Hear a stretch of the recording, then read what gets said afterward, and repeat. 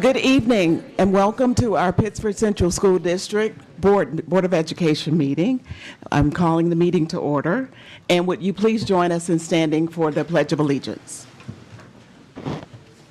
I pledge allegiance to the flag of the United States of America and to the republic which stands one nation under God, indivisible, with liberty and justice for all.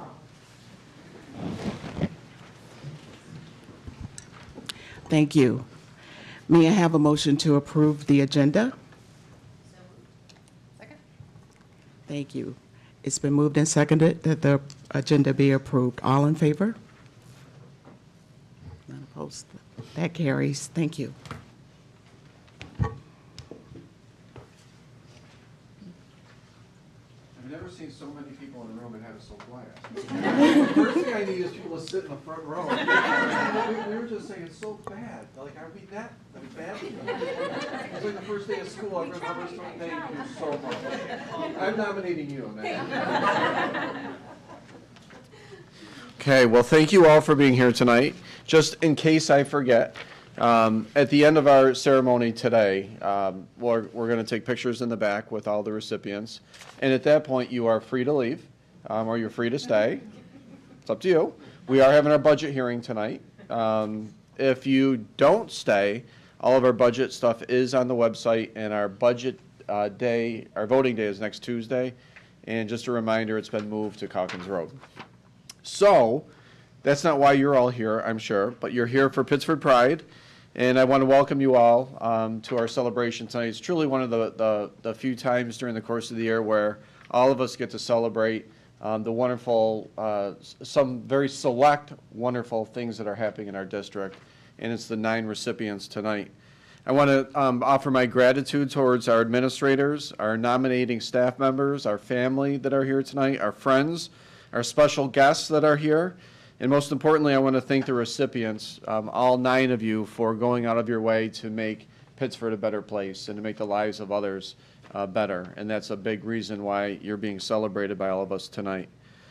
Tonight's ceremony will be shared on the district website and on our YouTube channel. This recognition tonight is pretty special. In our district, we have approximately 6,000 students, and only 27 ultimately will receive this recognition over the course of the year. And so anyone want to take a stab at a percentage? Really, you're like, you have it? This is the first time someone has really done it. Now I'll have the answer. She's good at math. About 0.0045%. That's the company that you're in. Amazing. Amazing. To give you a sense of how you got here today, every building is tasked with seeking out individuals that they felt exemplified citizenship, and then they had to talk about why. Then the building level committee is convened and selects one candidate to be recognized. Beyond tonight's recognition, students will be recognized many different ways based on each building or level. It can range from your recognition being displayed on a bulletin board, in morning announcements, your name may be on a plaque, or working with a principal to decide on a special privilege or a gift that can range anywhere from free time to a parking pass, spirit wear, being a class helper, being a speaker to other classes. So after tonight, we're still going to celebrate you because you're amazing. That's our job. Parents, small print. If you are an elementary recipient, it is ice cream and dinner of their choice right after this. Middle school, Disney.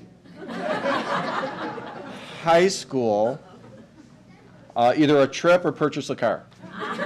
So, K through 5 parents, congratulations. As far as our process this evening, as each student's name is called, I'm going to ask that you stand up. So we're going to say your name, who nominated you. We're going to ask that you stand up so you can hear all the amazing things that are being said about you. When all 9 recognitions have been read, students will collect their framed certificates, and then we'll go behind the board and we'll take a bunch of pictures. And you can take a bunch of pictures as well. as far as the order goes tonight, we've broken this down into 3 different sections. Our board president, Robin Scott, will read the first 3 recipients, followed by Vice President Sarah Pelucio, and then I will read the final 3. It's now my pleasure to get this party started and introduce our board president, Ms. Robin Scott.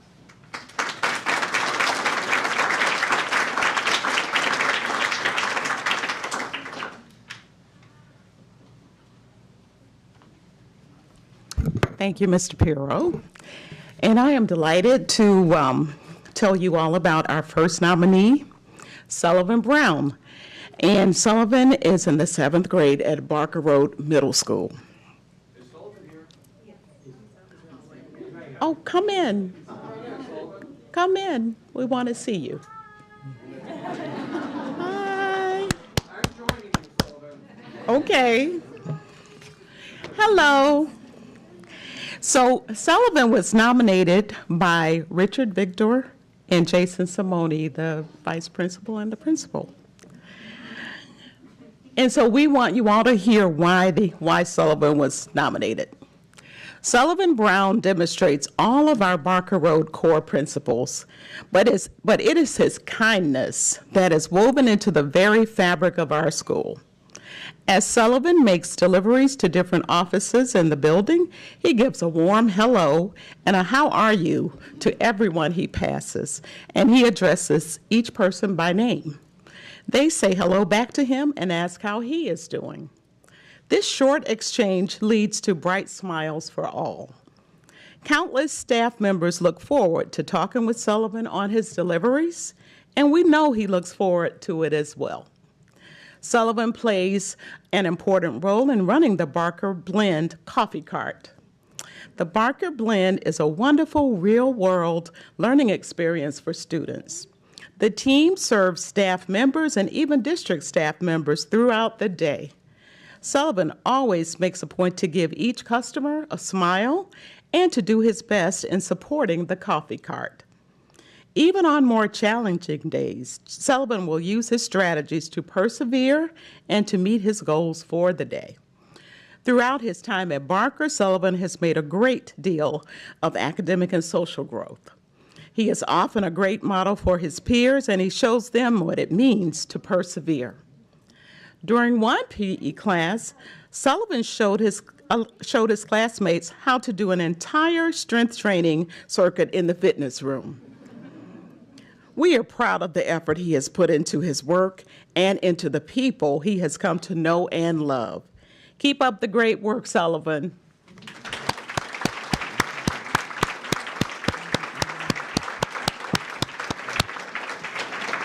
Congratulations.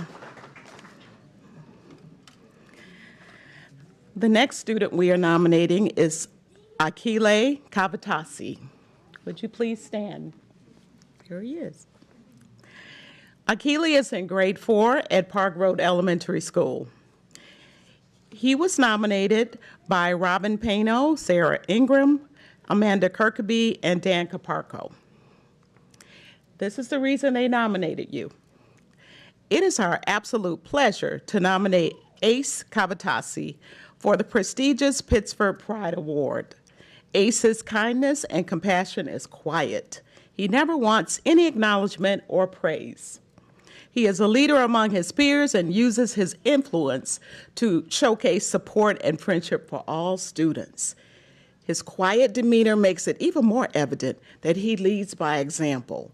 Ace is willing to work with any student and truly wants to build up his peers so that they can be the best versions of themselves. Ace is a role model, always complying with directives while remaining hardworking and courteous. Earlier this year, a younger student was struggling to get to school.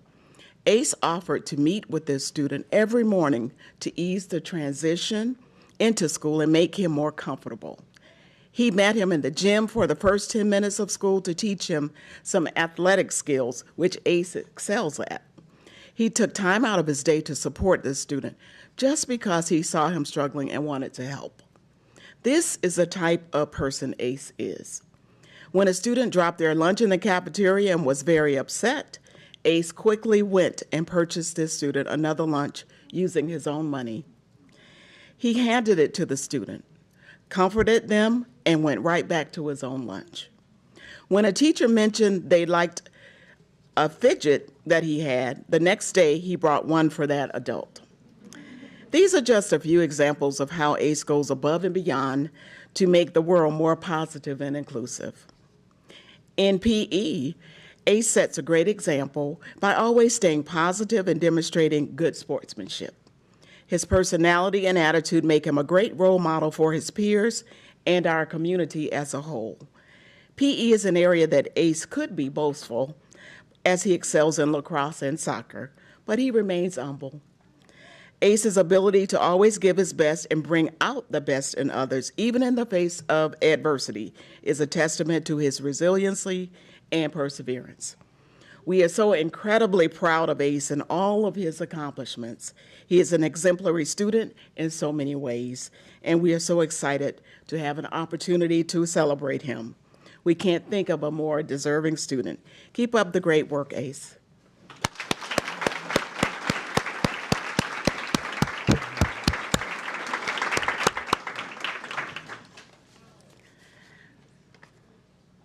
Next, we are recognizing Matthew Deckman. You please stand.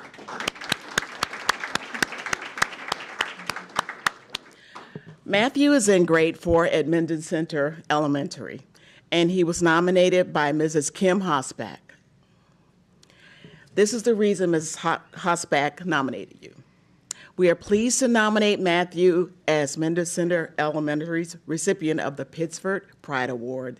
Matthew is a remarkable fourth grader at Minden Center and exemplifies the core values and principles we strive to instill in our students at Pittsford schools. Matthew is a shining example of what it means to be welcoming, caring, compassionate, and inclusive. He consistently demonstrates these qualities, making him not only a great friend, but also a role model and leader among his peers. His willingness to work with all classmates showcases his commitment to fostering a supportive and collaborative environment. One of Matthew's most commendable traits is his bravery. Despite feeling scared, he took a chance and ran for student council this fall, ultimately being elected by his classmates to represent our classroom. This achievement reflects how he is viewed by his peers as someone who is trustworthy and responsible. Matthew's kindness extends beyond his classmates. He regularly checks in with me, asking if I'm having a good day. Recently, he even expressed gratitude for making the often tedious task of state test prep more enjoyable by incorporating games and friendly competitions. His thoughtfulness and consideration for others are truly inspiring. Outside of the classroom, Matthew is an avid fisherman with a wealth of knowledge about all things fish. He has even assisted our science teacher, Mrs. Griffin, in establishing a new fish tank ecosystem by creating a helpful diagram of fish suggestions.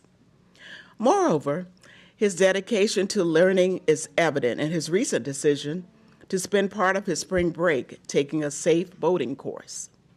Passing the test with flying colors demonstrates his commitment to personal growth and responsibility, as he can now pilot a boat independently. We are incredibly proud to have Matthew at Minden Center.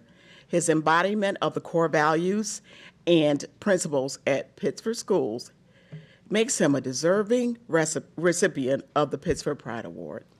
We are so happy to celebrate his outstanding contributions to our school community. Congratulations again, Matthew.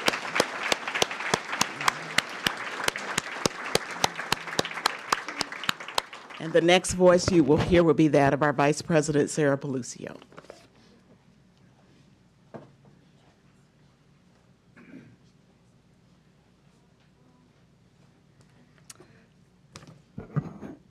Okay, up next I have Ruby Ellicott.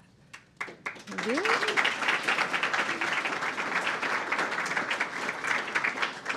Is Ruby here? Ruby, can you stand up? Oh, you are. Hello. Hello. Hello, Ruby. Ruby is a 5th grader at Thornell Road Elementary. And Ruby, you have been nominated by Mrs. Collins, Mrs. Enot, Mrs. Izzo, and Mrs. Connors. We enthusiastically nominate Ruby Ellicott for the Pittsford Pride Award, as she consistently lives the Thornell Road way and makes an impact on our entire school community. We would like to share a few areas at TRE that are better because of Ruby. Mrs. Enot writes, Ruby Ellicott is a strong role model inside and outside of our 5th grade classroom. As her 5th grade teacher, I have witnessed Ruby welcome everyone into our classroom, respect her peers and teachers, and demonstrate an amazing work ethic. She always puts forth her best effort and wants to help anytime an opportunity occurs where she is able to do so. Ruby brings joy into our classroom every day with a smile and positive attitude that is contagious to her classmates. Mrs. Collins says, earlier this year, Ruby offered to help out in my kindergarten classroom at the end of the day, and I am so glad she did. She masterfully reads the room when she arrives and is able to determine where the greatest need is without adult direction. She just jumps right in. She quickly learned our classroom routines and passes out folders and helps students pack up at the end of the day without being asked. She demonstrates maturity and recognizes when a kindergarten student may need a gentle reminder to be a kind and cooperative classmate.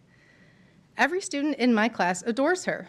Ruby also makes a point of thoroughly organizing the kitchen and our dramatic play area before she leaves, which makes the teachers adore her even more. We all look forward to the days when Ruby visits because she lights up our classroom with her cheerful demeanor and friendly smile.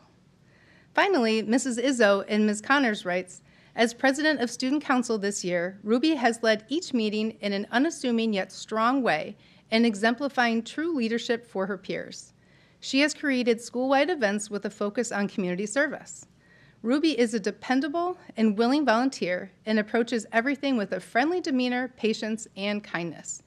She is an exemplary leader with a very bright future. Ruby is truly a Thornell Road star. Congratulations.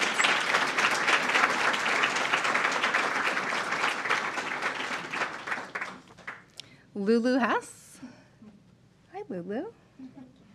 Lulu is a 4th grader at Jefferson Road. And Lulu, you've been nominated by Evie Costanza and Emily Holbig. We are fortunate to have many outstanding, kind-hearted students at Pittsford that are committed to our mission to be your best, do your best, and make a difference in the lives of others. Lulu is someone who not only embodies these characteristics, but stands out in an immensely positive way. Lulu consistently shows up to school ready to learn and with a smile on her face. Every day, she greets her classmates in a friendly tone and models our classroom expectations 100% of the time. Lulu is responsible beyond her years, trustworthy, thoughtful, humble, collaborative, and a strong decision maker. Earlier in the school year, she was found in the hallway comforting a classmate when they were feeling sad. Recently, during math partner work, a classmate asked if they could join Lulu's group, to which Lulu replied without hesitation, of course, come on over. These are just a few examples of how Lulu is inclusive and thinks of others while also promoting independence for herself and others when appropriate. Lulu collaborates well with her peers. In science, she is always adding her thoughts to discussion as well as listening to others. She always asks questions that enrich the learning of the class. She is a role model to other peers. Lulu is a hard worker who always tries her best. She is a strong participant in class, advocates for herself when necessary, and is willing to take calculated risks. To know Lulu is to know joy, warmth, and compassion. She truly embodies all that is Pittsford Pride and lives our JRE motto every day. She works hard to be her best, do her best, and make a difference in the lives of others. We are so proud of her. Congratulations.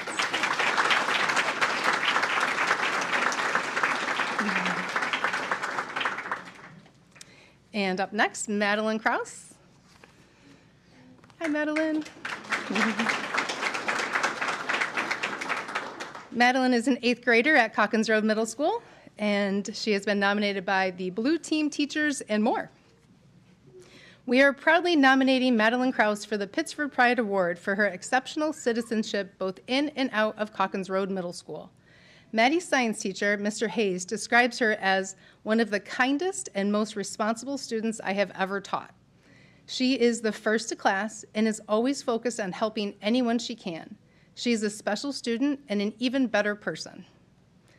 Maddie demonstrates excellence in everything she is involved in. Maddie excels academically, maintaining high honor roll while being advanced in science and math. She is also a web leader helping incoming sixth graders, a student council representative for the past 3 years, and a member of the yearbook club, orchestra, and ski club. Athletically, Maddie excels in sports such as soccer, swimming, field hockey, and lacrosse, and was invited to play on the JV field hockey team.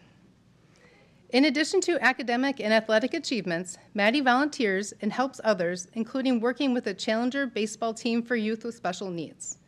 In school, she was an office helper for the counseling center last year, and a helper in the nurse's office in 6th grade. Her kindness is noted by her ELA teacher, Mrs. McPherson, who says, "While my daughter was sick last year, Madeline consistently showed me compassion and care, which some kids have a hard time showing to adults even when they feel it. She is such a lovely young person and an all-around great kid." Maddie creates an inclusive atmosphere and shows maturity, respect, and compassion in her actions. Maddie's personal motto, "Don't judge a book by its cover," reflects her welcoming attitude toward everyone she meets. She creates an inclusive atmosphere and shows maturity, respect, and compassion in her actions. Maddie exemplifies all of our core values at CRMS, making her highly deserving of this prestigious honor. Congratulations, Maddie. We are so proud of you.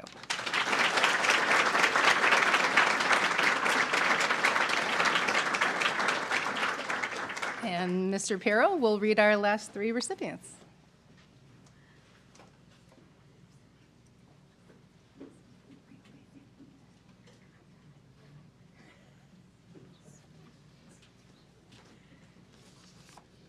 Matt, there is small print in here that says you can also get a boat instead of a car. So now that you have your boat, this is the first one, we had talked about boating licenses, so it's an option. So just remember that.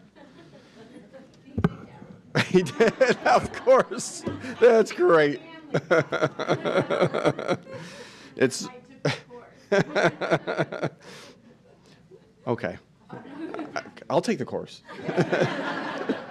Next, it's my pleasure to recognize 12th grader from Mendon High School, Pratiksha Mangal Subaskaran.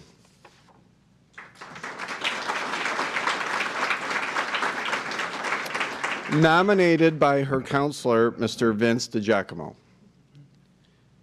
Pratiksha is a talented, caring, creative, and mature person with truly outstanding intellectual ability, character, and judgment. She has many diverse interests, skills, and commitments. Learning, teaching, experimenting, and experiencing life are her top priorities. She is incredibly accomplished and among the most experienced students I have worked with in terms of academic activities, research, internship, and initiative experiences. She has connected with her family's Sri Lankan roots by spearheading a massive volunteer community service project in Sri Lanka. In addition, she is teaching the Tamil language at the Hindu Temple of Rochester. That's pretty complimentary coming from Mr. DiGiacomo when he says the most impressive ever. He's retiring this year. He's old. He's seen a lot of people come through here. She has been actively involved in research, actually published, at the University of Rochester's Laser Energetics Lab. She was offered a position in the highly selective summer program in 2024 and invited back for the in the summer of 25. In addition, she has completed at least 2 internships, different local hospitals, each over 80 hours, volunteers at the Red Cross and Highland Hospital. She is an avid and talented dancer, has written, directed, and performed in several plays, writes and competes in poetry competitions, has served in the recreational coordinator at the Friendly Home last year, all while participating in school-connected clubs, including debate, French, Model UN, and National Honor Society. One of her most impactful school-related projects was founding the Science Club at Mendon, born out of her love of teaching. As part of this club, she and a few friends create monthly science-related lessons and experiments with elementary students at 3 different schools. Students love it. Club enrollment and elementary student participation has grown each year with 80-plus elementary students. Honestly, I can go on. The bottom line is that she demonstrates a love of life, genuine desire to help others, She has become a proficient, self-disciplined young researcher. She is an academic powerhouse in one of the most rigorous programs possible at Mendon. The joy she gets from helping others and contributing to her school community is her motivation and inspiration. Above all, she's funny and personable, kind, humble, and appreciative. A student who is easily one of Mendon's best because she continually does best and makes a difference in the lives of others. Congratulations.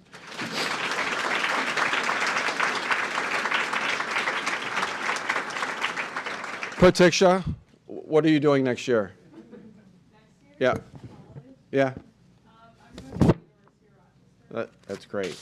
And if you need a job in science, we'll hire you right now. The board's right here. We can waive some of the requirements. Congratulations.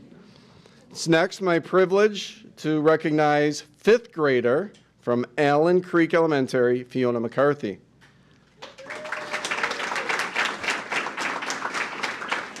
Fiona was nominated by her teacher, Kate Milne. It is with great pride and enthusiasm that I nominate Fiona for the Pittsford Pride Award. As her fifth grade teacher, I have had the daily privilege of witnessing Fiona's outstanding character and the positive influence she has in our school community. Fiona exemplifies the core values of citizenship, accountability, respect, care, and empathy. She goes above and beyond to make her peers feel welcome, always looking out for others and making sure no one is left out.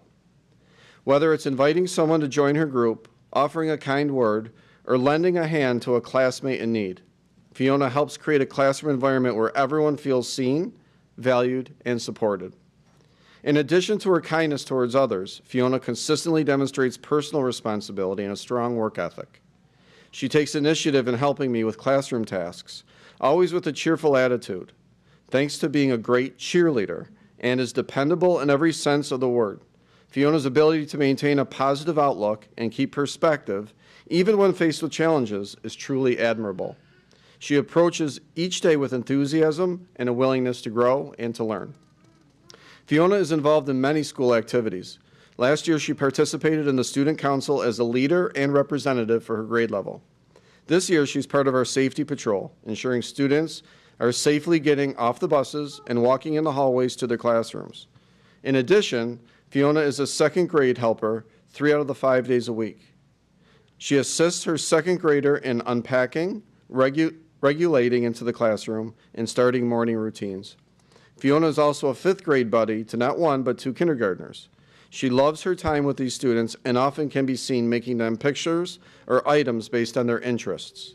Fiona is a quiet leader whose actions speak volumes. She leads with heart, respect, and a genuine care for others, qualities that reflect the very spirit of Pittsford Pride. I can think of no other student more deserving of this honor, and I'm proud to recognize her incredible contributions to our school community. Congratulations.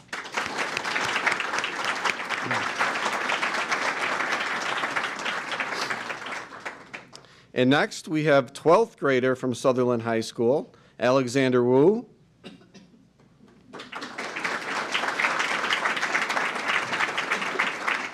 Nominated by Mrs. Keller and Mrs. Curtis.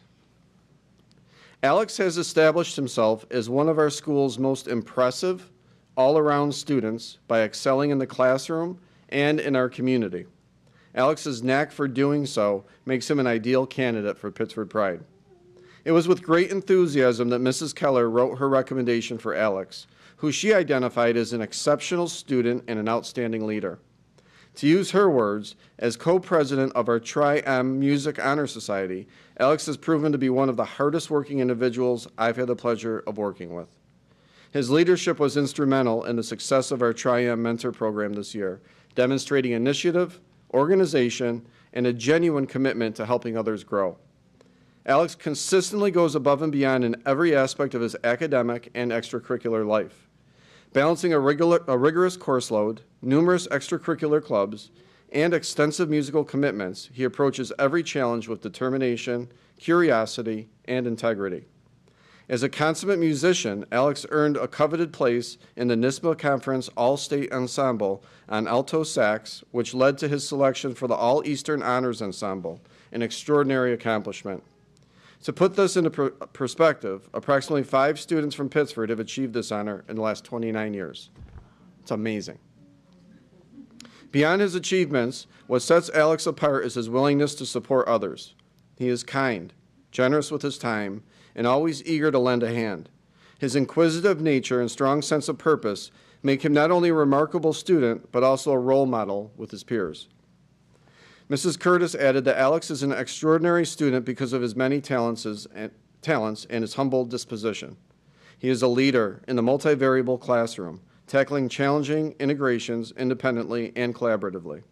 Alex has shared his musical talents during class on Musical Mondays, and his insight when the class reflects on quotes from Martin Luther King and mathematicians. She added that he is completely invested in the school community, from academics to music, Model UN, and tennis. He is a leader and a model citizen. We are proud to call Alex Wu a Sutherland Knight. Congratulations, Alex.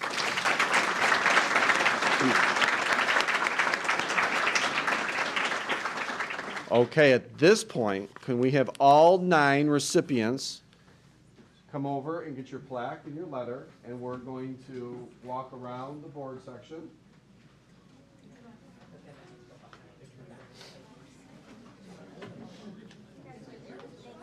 Good job, bud.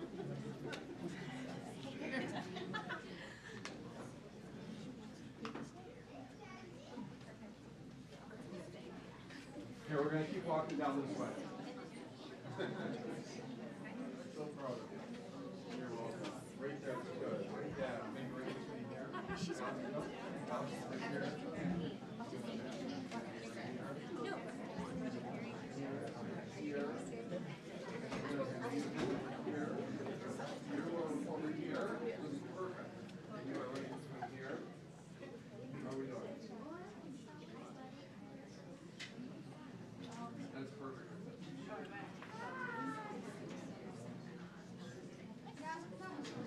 At this point, a professional photographer is going to take approximately 3,000 pictures. And then you can shoot as many as you want.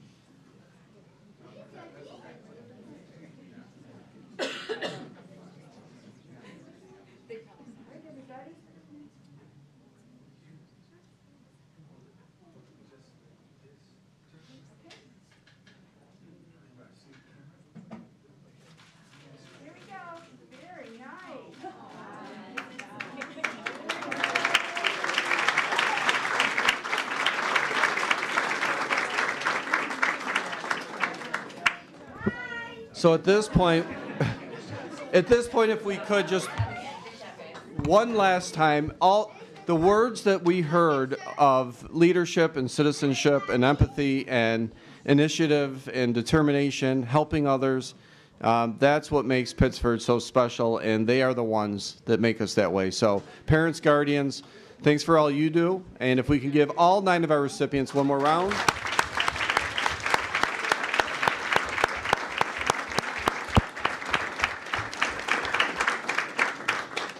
And we will take a brief recess if you'd like to sneak out. If you'd like.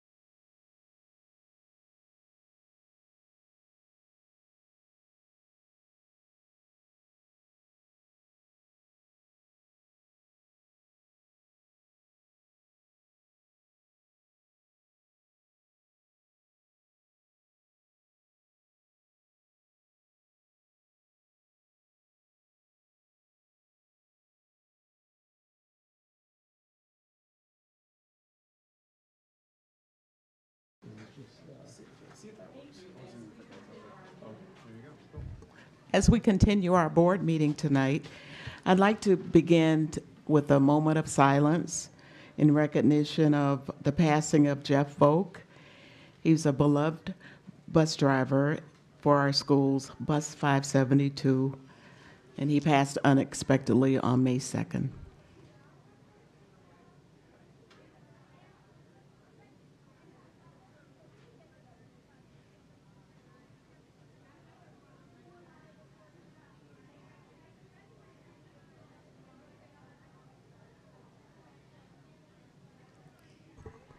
Thank you.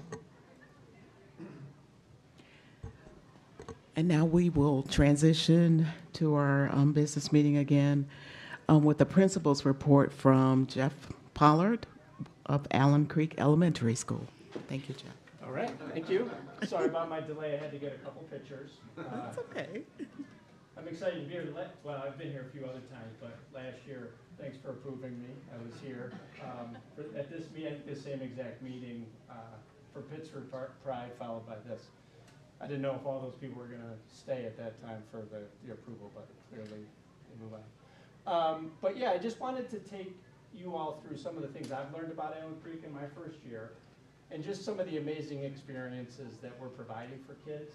When I say we, the collaborative effort between parents, families, and staff. Oh, you want me to come over here? You're good. Okay. All right. So one of the things that, and you could kind of see around the room back here, every year we do a collaboration between our PTSA and our student council. We pick a book that goes along with our social emotional learning. This year it was Circles Around Us, so each class received this book. The teachers read it to the students. And we did an art project in the back. So back in the circle there's a picture from every student at Allen Creek. So through that, we created an acrostic poem here that really just highlights some of the special parts of Allen Creek that make us unique: close-knit community, caring, creative, collaborative culture, and a lot of connections. And during the presentation today, I'm just going to highlight some of those connections that I've learned about. Another thing that we've connected our work to is the culture code as well, just to be connected to the district and aligned, talking about safety, vulnerability, and purpose. And we haven't read this as a full staff, but we've done some different activities with PTSA and with staff.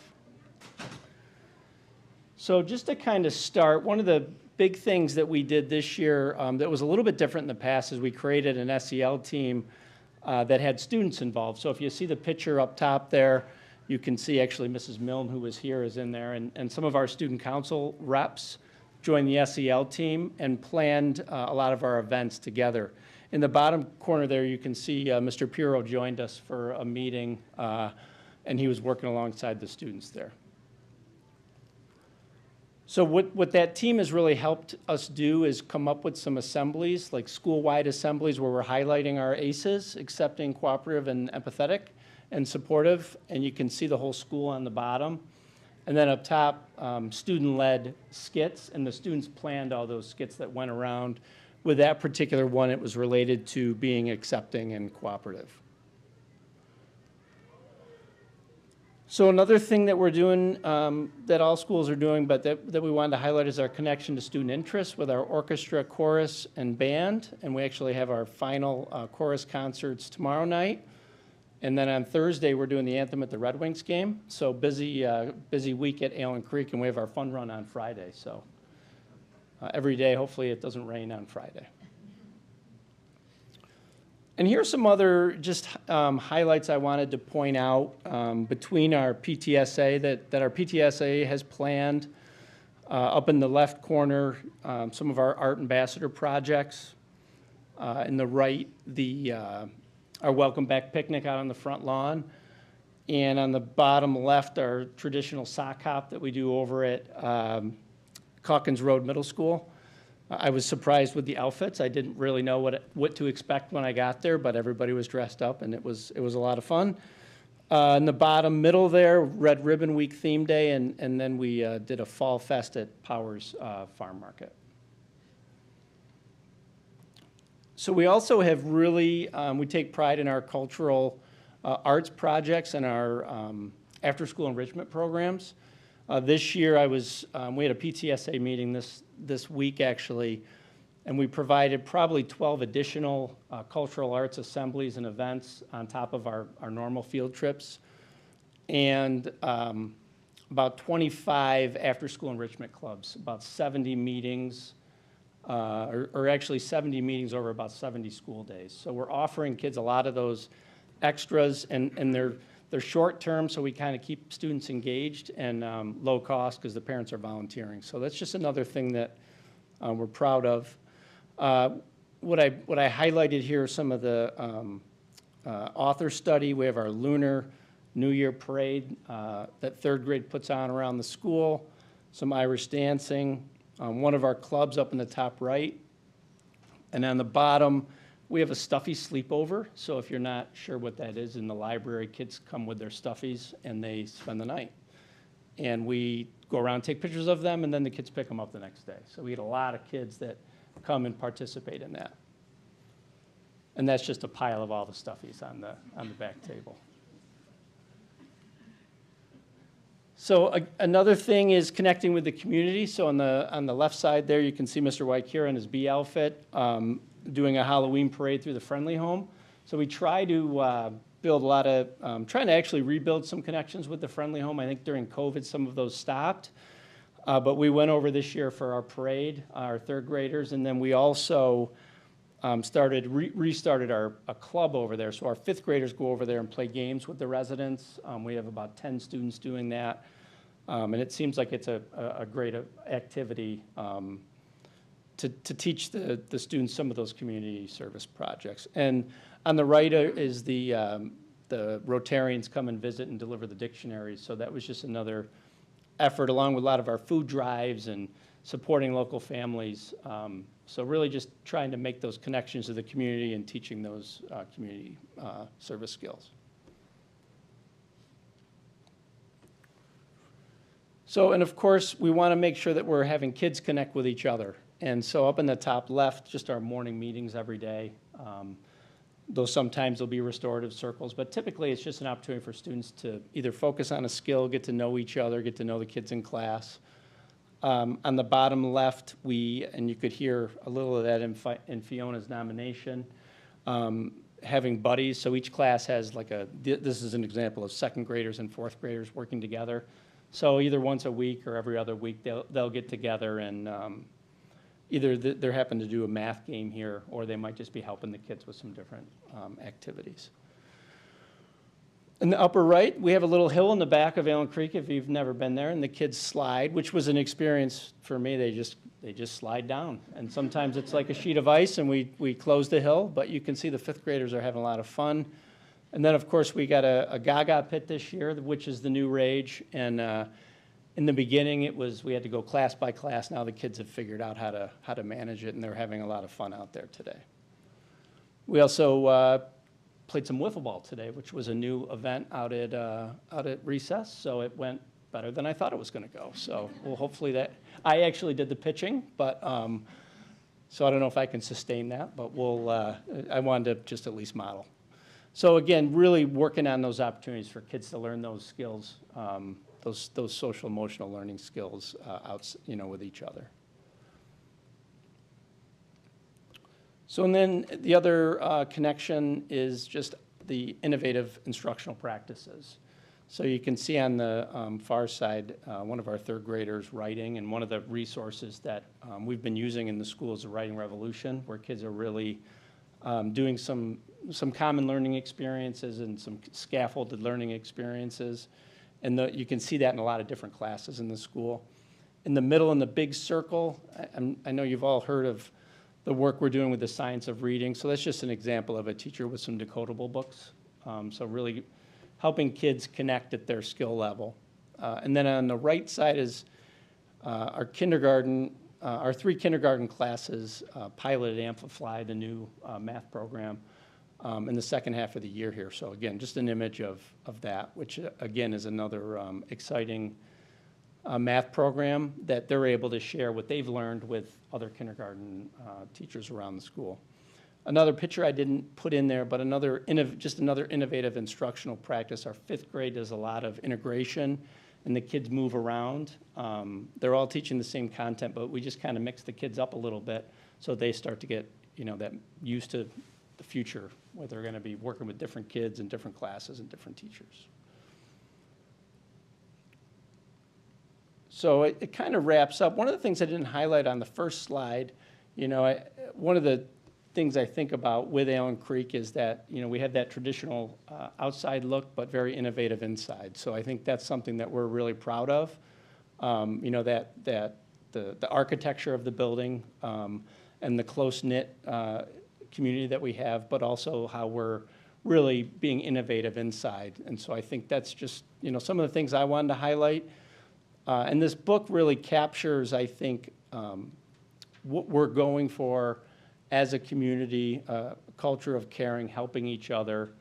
I read a book to the students, The Big Umbrella, in the beginning of the year, really just talking about how, Allen Creek is like this big umbrella. Everybody under here, we're going to help.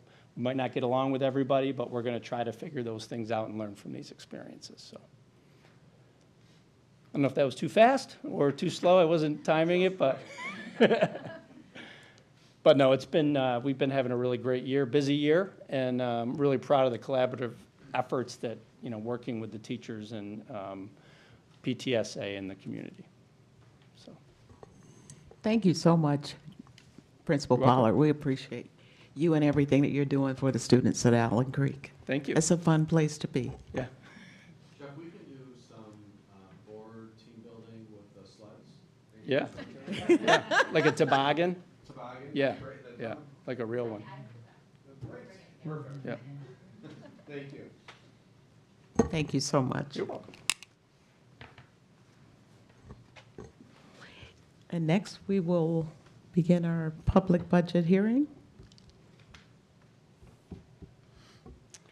First, before I go up front to formally do or start the hearing process, want to just send our thoughts and prayers to Mike Vespi, who is our Assistant Superintendent for Business. Just about 2 weeks ago, he was diagnosed with pretty serious form of cancer. As we speak, he is off getting another opinion on different types of treatment that may be available to him.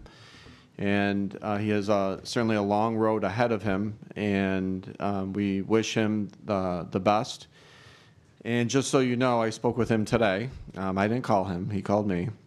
And he wanted me to let everyone know this is the first time in 20 years he has not done a budget hearing, and he feels really bad. He even asked if there's any way he could take part in it, and he really did. So Mike put together most of this presentation, and is still staying connected to school. Our hope is to have Mike fully recovered and back working with us at some point in the winter of next year.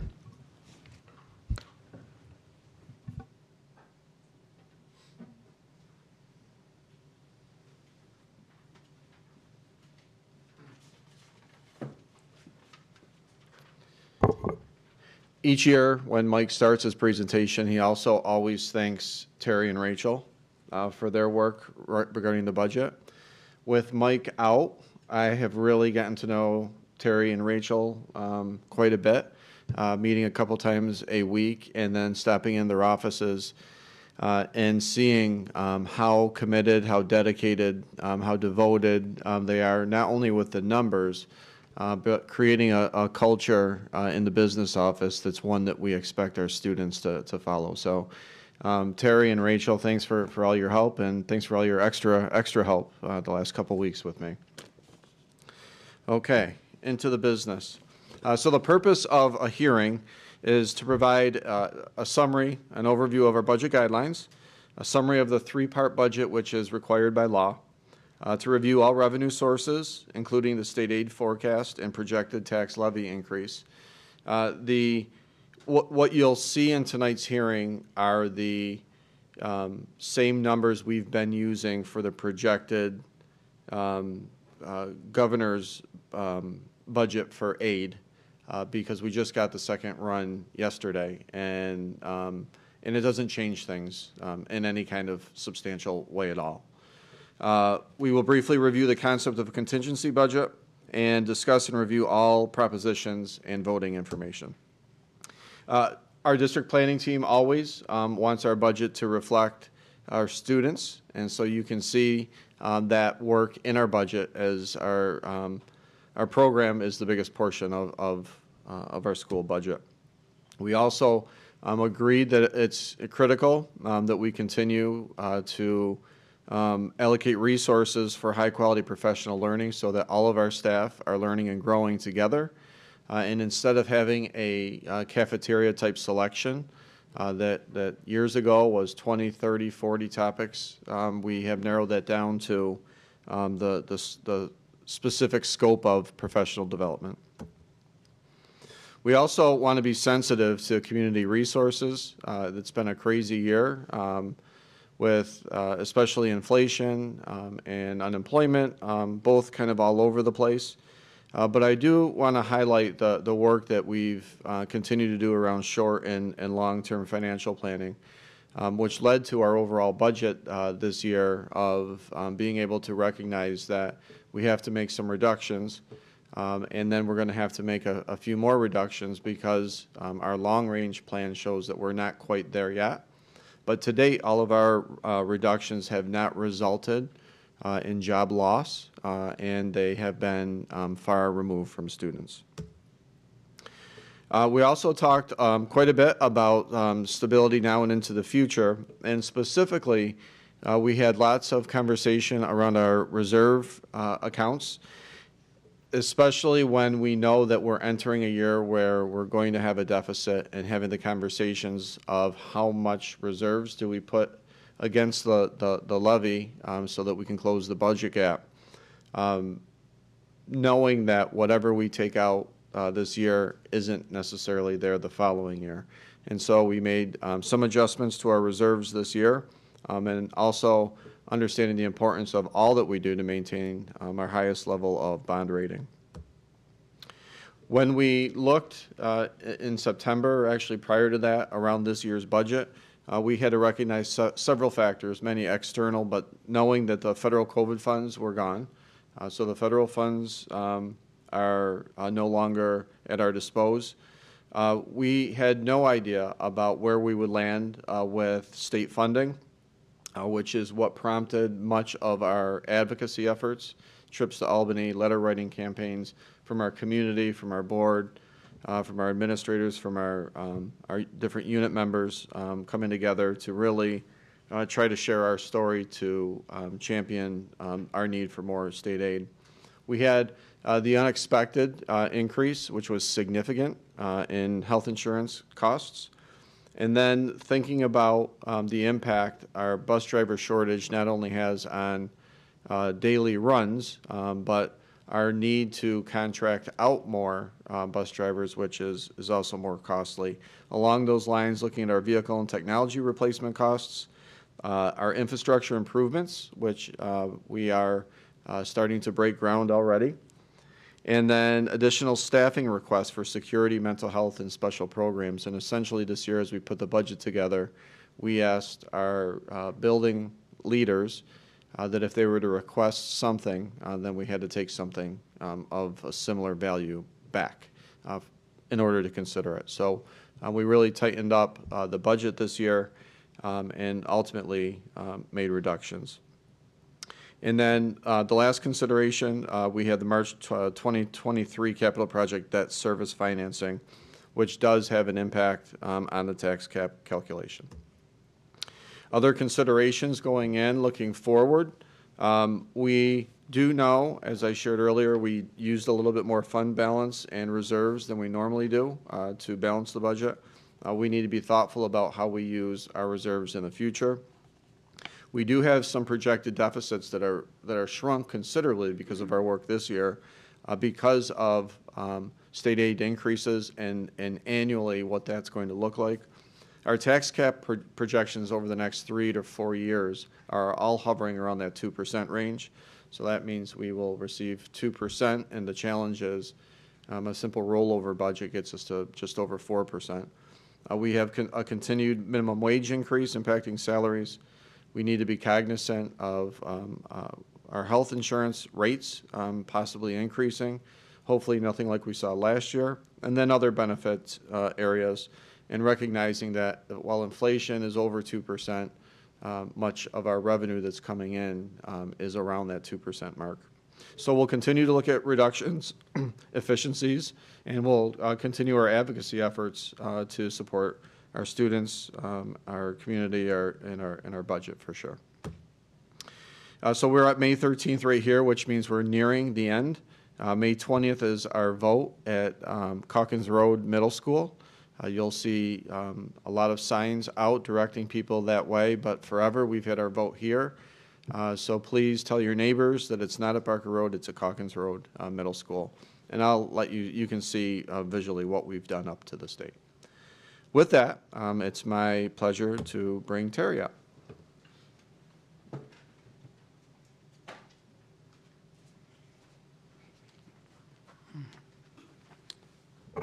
Rearranging here. Thank you, Mr. Piero. Thank you, board. Thank you, community. First time speaking in front of this board. I'm going to go over some of the numbers here for the budget hearing. As Mr. Piero just mentioned about Mr. Vespi, I was actually on vacation when I heard the news and the passing of another fellow person, coworker in the transportation department.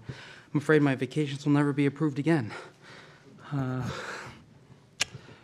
So up here we have a summary of the budget overall by major area in the school. Each school first, and then we go into each of the major departments, summarizing the entire budget into major groups. And we've seen this slide in multiple presentations before, so I'm not going to spend too much time on this. As Mr. Piero just mentioned, you can see that the big number on here is in the undistributed number in the bottom. That's the big jump in health insurance, which we're going to have to address in the coming years. And a lot of these other numbers are shifts in salaries. We had some retirements this year, carryover salaries. That's just a lot of the smaller changes, and then that big number at the bottom.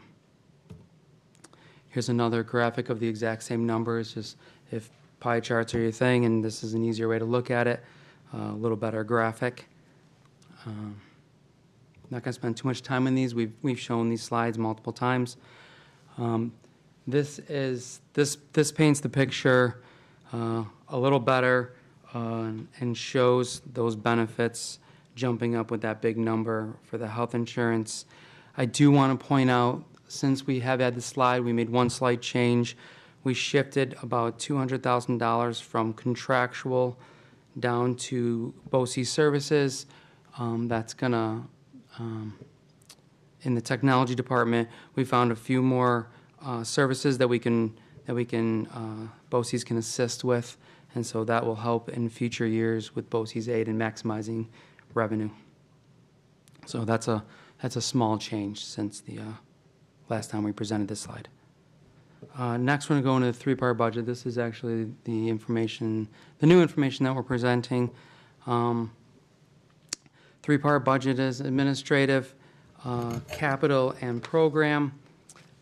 This is broken out, requirement from the state, as Mr. Piero stated earlier.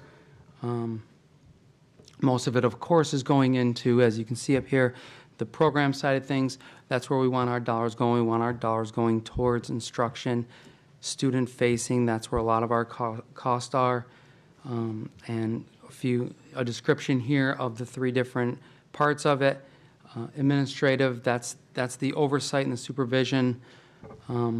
That's the planning side of things, the principals of the schools, our central office, kind of working behind the scenes to make sure that the students get the services they need. And then at the bottom, you can see the capital, that's maintaining the facilities, utilities, those kind of things, the necessities of running buildings, and our facilities department does a great job at maintaining that. Here's a little historical look at the three-part budget, 5-year look back, just to show that, you know, those dollars are going towards the program side of things. You can see the big jump there, and then administrative and capital kind of trying to hold those steady. Major sources of revenue, Mr. Vespi has touched on this multiple times in the other budget presentations. Most of our revenues come from the tax levy and state aid. 92 to 3% of our revenue comes from those two sources. And then we have a couple other sources to fill out the budget. At the bottom there, I don't want to spend too much time on this. We've seen these slides multiple times. Here's one more time. Here's our tax cap limit calculation that we have to complete. The state wants us to complete from year to year, showing the maximum, which comes out to be 2.34 with exemptions in and out from year to year. On the capital side of things, with building aid and debt related to capital projects. Here's a slide for the tax cap inflation factor. The state wants us to use this. The minimum of these two numbers is what we get to put into the tax cap calculation. And as you can see, we either have to use 2% or the inflation factor. And we've been forced to use 2% almost every year. And eventually the revenues aren't going to equal the expenses, as we've said multiple times. So we're going to have to come up with some strategic ways to handle that. Here's an update, or update on foundation aid. Been around since 2007. Governor Hochul wanted to fully fund the foundation aid formula. It has not been funded for quite some years now, and we are set to receive, according to our executive state aid runs, which the bottom there, 558,000. We received the legislative run. The budget was passed officially, I think yesterday was the official day. We just got all that information, so we're trying to break that all down. I don't think there's going to be any there's not going to be any changes to the budget. There's a couple ups and downs. Our foundation aid number went down a little bit, although some of our other state aid numbers kind of went up some, and I think our revenue projections are still on target. Here's a detail of that same revenue. You've seen this slide before. These numbers are still what we're going to go with. This is based off the executive proposal. We just got the numbers yesterday, so we're going to have to keep looking into those. Revenue slide, same one that we've shown before, no changes. 2.34% on the tax levy and a couple other miscellaneous revenues. You can see sales tax went up a little bit more.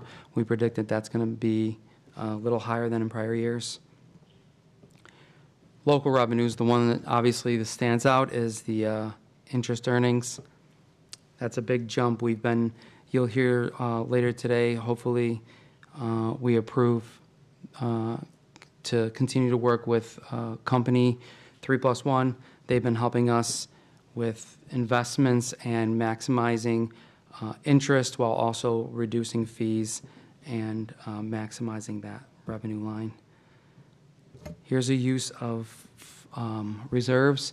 As we've said multiple times, we're dependent on reserves a little bit more than in prior years, 600,000. This is the breakdown of those reserves.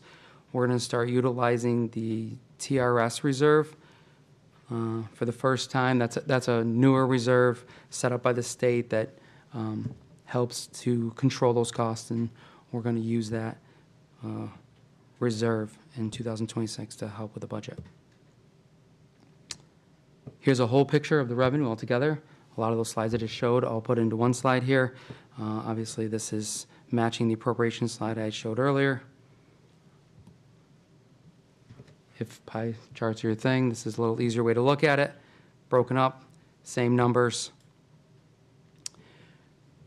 Contingent budget. Contingent budget.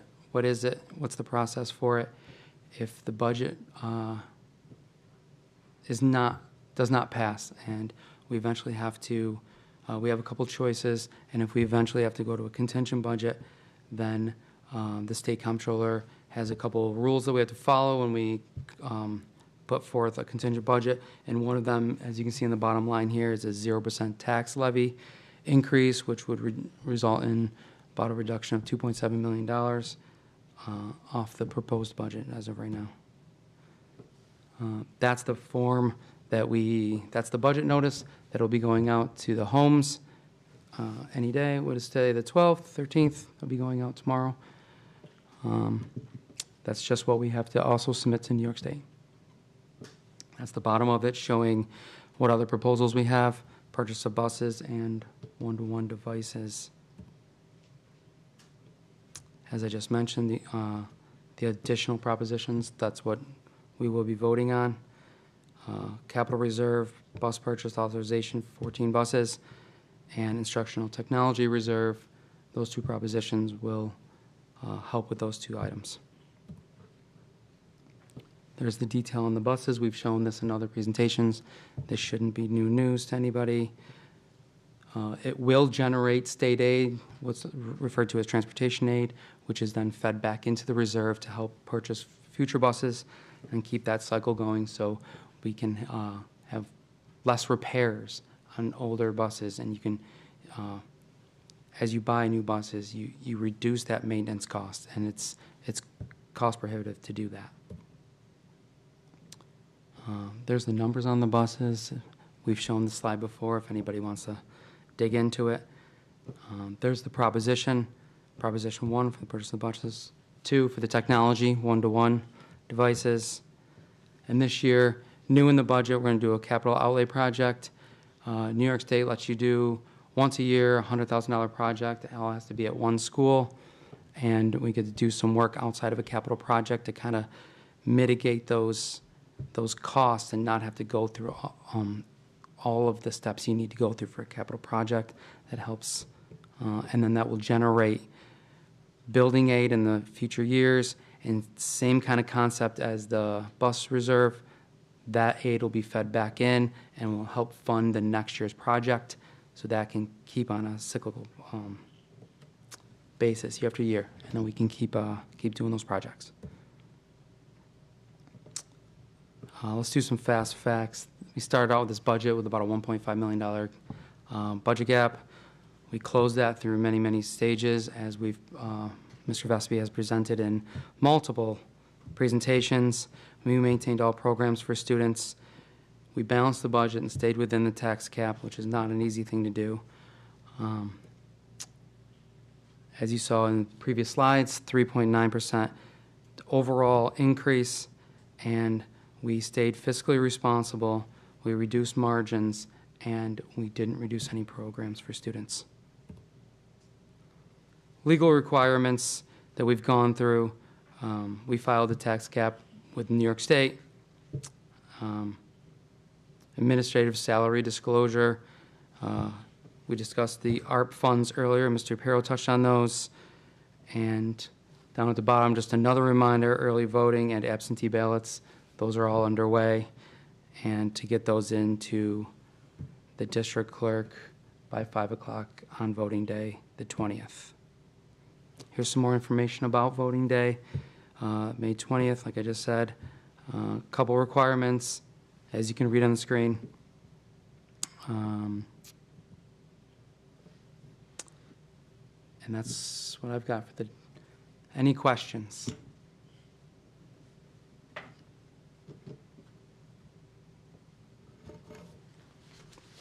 Sorry, I was fast and furious.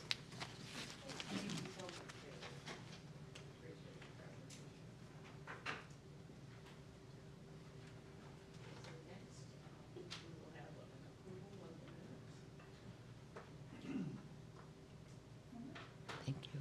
Thank you. So all in favor? None opposed. Those minutes are approved as presented. So the next board action is authorizations of professional service contracts for corporations. May I have a motion to accept that? All in favor? Not opposed. That carries. Thank you. From there, we have a request for budgetary transfers up to $75,000. May I have a motion to accept that proposition? Okay, all in favor? Unopposed, thank you. We will have a Board of Education report from Monroe County School Boards Association meeting from our legislative chair for MITSPA, Sarah Pelucia. Thank you, Robin. On the legislative front, I'm excited to share that we have several items to be celebrating with regards to the state budget. Our work this year in Pittsford and as a county with Monroe County School Boards Association has really paid off. In Pittsford, our community came together to advocate for an increase in our foundation aid funding, and I'm pleased to share that our voices were heard. The final budget guarantees all districts, including PCSD, a minimum 2% increase in foundation aid, which as a whole represents a 6% increase in the current year. It's also just the beginning of what we hope will be more improvements and updates to the foundation aid formula into the future. So thank you to everyone around the table here and to our community at large who helped to elevate our cause and affect change. Through our county legislative committee, we've been advocating for universal school meals, an increase in the BOCES aidable salary cap, which will help to support our CTE programming, and reformation of the zero-emission bus mandate that makes the transition more feasible for school districts. All of these legislative priorities were included in the final state budget, and it is absolutely worth celebrating. The legislative session runs through the middle of June, so we'll keep an eye on anything further that comes our way, but I'm very excited to see that our hard work has paid off, so congratulations to everyone. And then just one final reminder, Wednesday, June 4th, we will have our regents, Regent Hale and Regent Orwood will be joining us again for a follow-up visit to their time with us in April. And registration will be out next week for that. It's open to all board members. So, thank you. Thank you so much, Sarah, for all the work that you do with MITSPA and for us. Next, we have upcoming dates, exciting dates to remember. May 20th.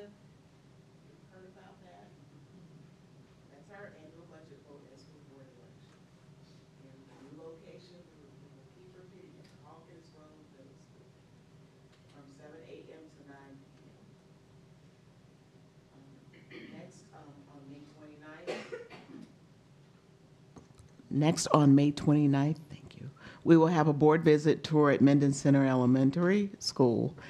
The tour starts at 7:30 and the visit is 7:45 by a show of hands.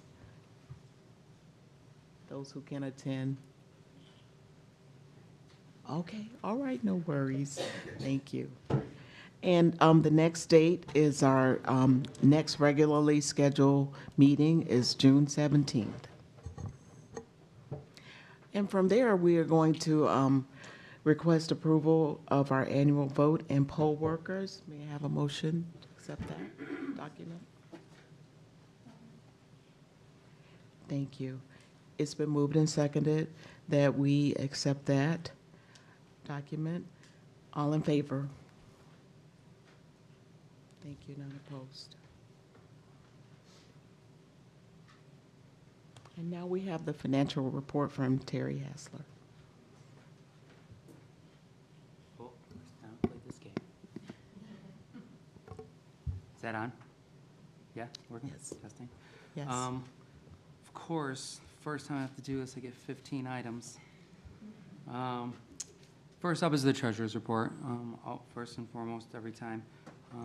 No big surprises here. State aid is coming in as anticipated.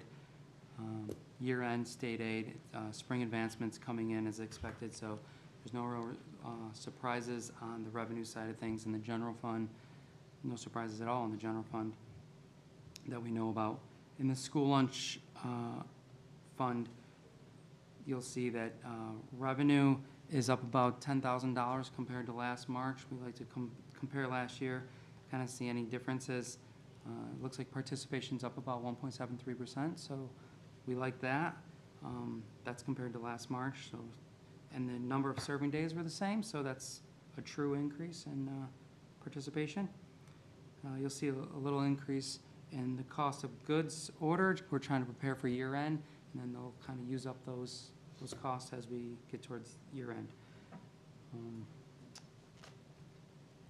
No real surprise in the treasurer's report. I'm gonna keep moving because I got a lot of items to get through. Okay, thank Good. you. So may I have a motion to accept the treasurer's report from March 31, 2025?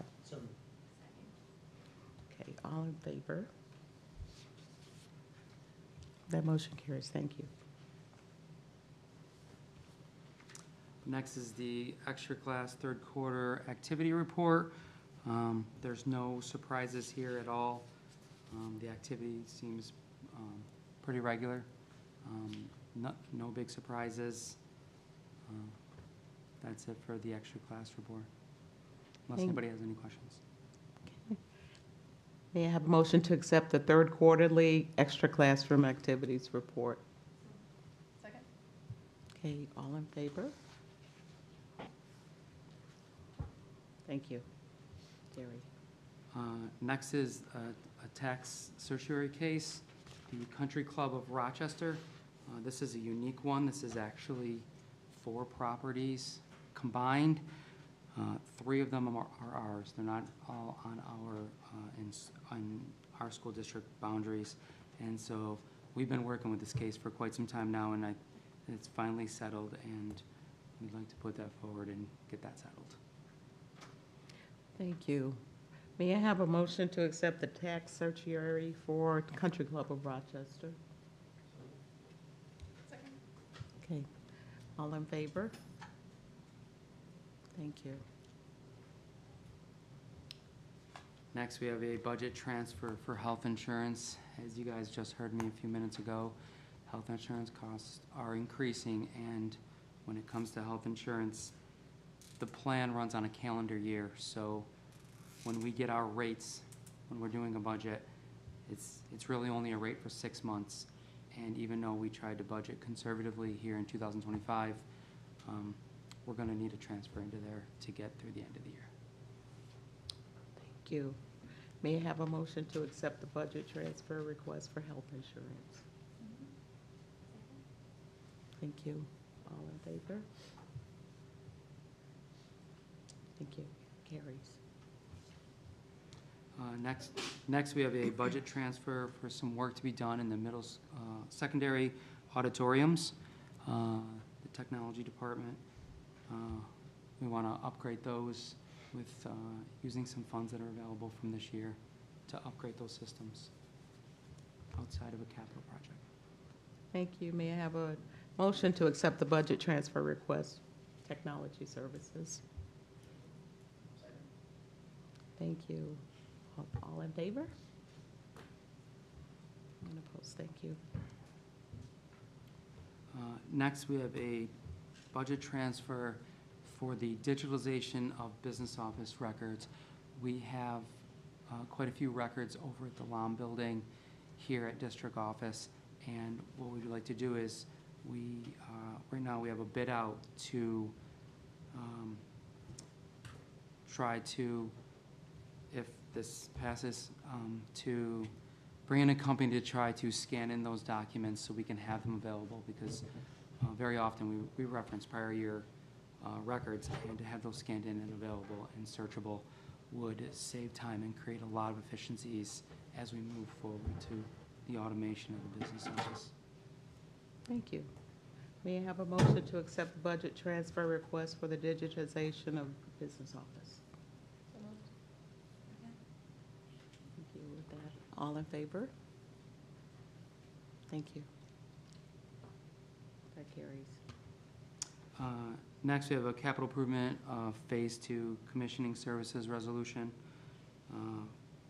for testing for HVAC and domestic water heating and lighting control systems for $53,500. Thank you. May I have a motion to accept the capital improvement project Phase 2 for commissioning service resolution? Thank you. All in favor? Thank you so much. Another Phase 2 capital project, testing services resolution for stormwater pollution prevention, planning services, and steel inspections for the capital project, for a total of $55,000. Thank you. So I'd like to have a motion to accept the capital improvement project Phase 2 testing services resolution, Whitestone Associates. Thank you. All in favor?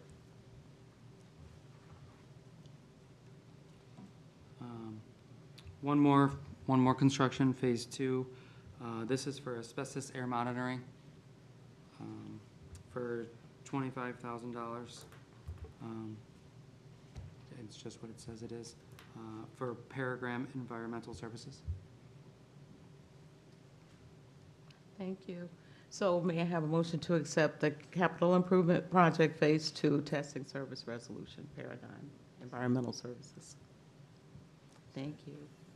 And all in favor? Yes, thank you. Next is a secret resolution for the $100,000 project that I spoke about during the public hearing in anticipation of hopefully the approval of the budget. And this is a requirement for that project to commence. Thank you. May I have a motion to accept the 100,000 facilities improvement project, SECRA resolution? Okay, all in favor? Thank you. And the next resolution is the actual resolution for that work to take place. This is HVAC units at Thornell Elementary School for part of the general fund 2026 budget, $100,000 project. Thank you. May I have a motion to accept the 100,000 facilities improvement project resolution? Thank you. All in favor? Next is an RFP for, you also heard me mention 3+1. They've been helping us maximize that interest revenue and minimizing fees on the banking investment side of things. We want to continue that relationship. Thank you. May I have a motion to accept the financial services proposal? So moved. All in favor? Next, we have an RFP we put out for legal services for bond counsel. Harris Beach Martha Attorneys was the winning firm. This is to help us when it comes to capital projects, looking over documents and helping us navigate that capital project side of things. Thank you. May I have a motion to accept the bond counsel proposal? Thank you. All in favor? Thank you. Next, we have an RFP for general legal services. We'd like to put forth two firms, actually, Bond, Shellneck, and King, and also Forenza, PC attorneys and counselors. When it comes to legal services, certain firms specialize in certain areas, and we would like to have them both approved so we can utilize their specialties and whatever services we may need. Thank you so much. May I have a motion to accept the general legal services proposal? Second. Thank you. All in favor? Thank you very much. Thank you, And then- Terry. Bid awards. So we will see the bid awards on the consent agenda. And next, we will have our human resources report from Mr. Clark. Thank you and good evening. For your consideration, we have the professional staff report. You'll see 2 certificated staff appointments, 1 part-time to probationary appointment, 1 regular substitute to probationary appointment, 3 supervisory and technical appointments, 1 managerial confidential appointment, 2 school-related professional resignations. We have per diem substitute appointments and a coaching salary for you as well. Thank you. May I have a motion to accept the professional staff report? Thank you. All in favor? Unopposed, thank you. Next for your consideration is the support staff report. We have 1 transportation appointment, 4 transportation resignations, 1 transportation resignation for retirement, 2 custodial and cleaner resignations, and 1 cleaner resignation for retirement. Thank you. May I have a motion to accept the support staff report? Thank you. All in favor? Thank you. Thank you. And we have 3 positions for your consideration for abolishment. It's part of our planning process for auditing positions and the restructuring that we've done. So the first is the assistant to the director of food service. So with the hiring of the assistant director, we now have the structure that we need to support schools in a more responsive manner. So as a result, the clerical position is no longer needed. The second position is the middle school library position, and we believe that the paraprofessional support as well as the opportunity for other clericals in the building to assist that this position can be reduced. And the last position is the part-time data assessment clerk, and with the building shifting to computer-based testing, that position is really no longer needed. Thank you. May I have a motion to accept the abolishment of 3 positions, assistant to the director of food services, middle school library clerk, and part-time data assessment clerk?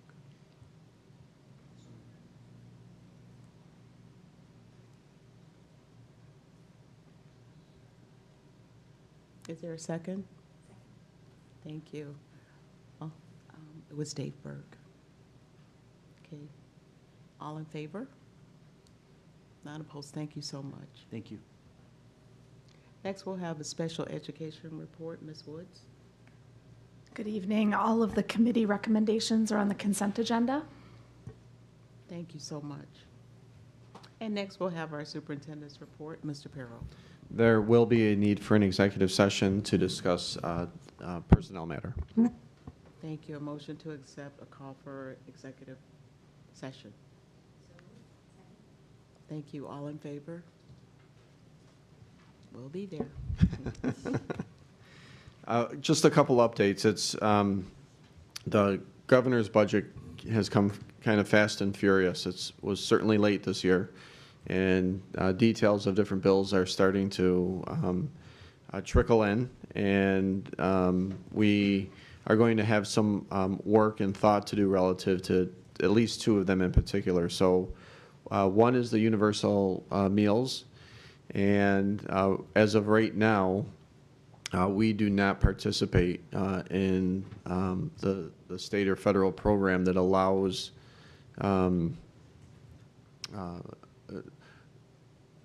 that allows us more choice in what we serve. So the purpose of us getting out of that program years ago was because of the waste of food that we were seeing. So in the state and federal program, when you're in it, you have to put on a child's tray a fruit, so let's just say it's an apple, a milk, and then the meal. And what we were seeing a while ago was we found a lot of the fruit and a lot of the milk in the garbage area. So we made a decision to move away from the program and fund it ourselves. Now the state is working in conjunction with the federal government to allow school districts and community members to be reimbursed for all meals. The exact price, I think we still need to coordinate on how much we can spend per meal per child.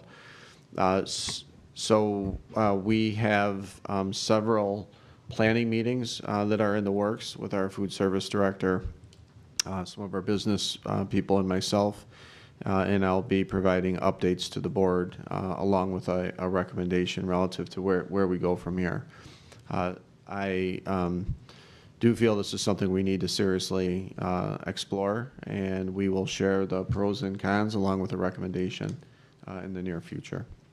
The second topic has been that we've been waiting for has been the governor's plight to have a distraction-free learning environment relative to phone use in K through 12 or all technological use. So I think wearables and phones and all of that. Prior to the governor's budget being approved and having that distraction-free environment, obviously the board has met multiple times in workshops and retreats, and we were poised for this day. And in order to give the community a heads up and an opinion on this, our Student Service Director, Shana Kataya, pulled together a forum for a power hour to explore what people's perspectives could be if we did have a distraction-free environment. So we were able to receive, I believe, probably around 90 different pieces of feedback from the stakeholders that attended that. It was also a way to help the community better understand some of the challenges that we're seeing in school, some of the research around being connected nonstop, how it impacts students. And so our next steps now are to look at the language in the governor's budget and then create policy relative to what a distraction-free environment will look like in our schools.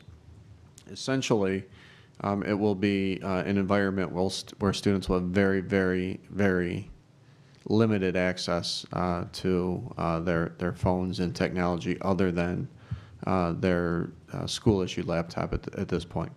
And so our job most likely, I think we talked about a June retreat date where we would bring this topic forward to the board and look at the language in the governor's bill juxtaposed to the feedback we've received at the Power Hour and how our board feels, and hopefully be able to bring that back early summer so we can notify in due time or prepare our students and families for what that will look like.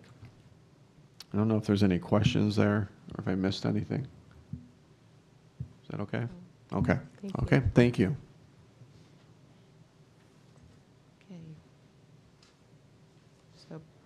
So there was a gift to the district. Of course, we're always thankful, but that's on the consent agenda.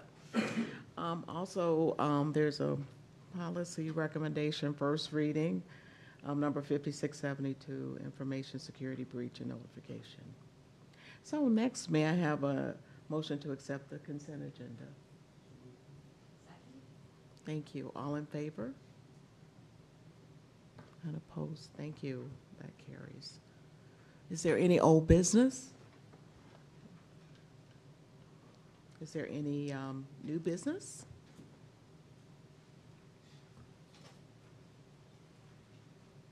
So as far as public comment goes, do we?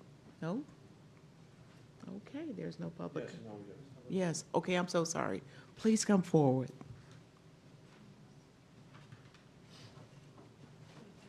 Yes. Thank you and welcome. Good evening, everybody. Good evening. I come for you today as a parent of a child in the Pittsford school system. Recently, my daughter was choked by another student in the same school. The way Pittsford handled the incident was insulting, wrong, and just biased. There was even a witness to the incident who also when questioned, gave a statement consistent with my daughter's. The vice principal sent me an email stating, "The reported incident was not captured on video. Lyndon and I talked to the witness and took a statement from him. Based on his statement and your daughter's report, we will begin working with the other student and their family on this issue." At this point, I thought Pittsford would do the right thing. Shortly after the email, my daughter told me that the 11th grader who choked her was not in trouble for the assault. She was extremely emotional, crying. So I sent the principal an email. The principal then sent me an email with the response that read, "The alleged incident was not captured on security camera video. After interviewing the students involved, and taking into account the totality of information available, Sutherland administration was unable to substantiate a complaint. He refused to answer me when I asked why having a credible witness as evidence was not enough to substantiate a case. I asked him in person if what he is saying is true. If an incident happens somewhere where there is no cameras, like a bathroom, it would never be substantiated. The principal has shown he lacks empathy and does not believe my daughter, even though there was a witness, a credible witness, who gave the same story. His arrogance and tough guy approach is so apparent and hilarious, he hides behind his principal title. We have been fighting for our daughter's struggles with anxiety against the Pittsford school system since 4th grade. Here are a few examples of what we had to fight for during CSE. Pittsford refused to put her in a smaller classroom setting during the 4th grade year after seeing her struggle. The principal told me that that was not the correct placement for my daughter. Do you remember that, Mr. Clark? The principal also told me that Jefferson Road was a general education school. I reminded him that Jefferson Road was a general education school with special education services. We had to hire an advocate and go to CSE to get this approved. Pittsford fought us every step of the way.